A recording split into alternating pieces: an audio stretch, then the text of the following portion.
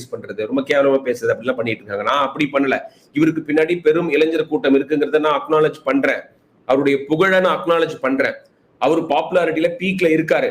அவரை பார்க்கறதுக்காக மக்கள் கூடுறாங்க, காசு கொடுக்காம வராங்க. இது எல்லாமே ஏத்துக்கிறேன். ஆனா இந்த இளைஞர் கூட்டத்தை அவரு சரியா வழி நடத்துறாரா, சரியான பாலிடிக்ஸ் முக்கியமான கேள்வி. அந்த கேள்வியை நான் கேட்கணும்னு நினைக்கிறேன். நான் அதாவது விஜய் மேல பர்சனலா வெறுப்பு இல்லாம அவர் செய்யும் பாலிடிக்ஸ 1000 கேள்வி கேட்கலாம், கேட்க முடியும், கேட்கறதுக்கான காரணங்கள் இருக்கு. அதுதான் நான் சொல்ல விரும்புறேன். அவரு ஒரு விஷன் இல்லாம இருக்காரு.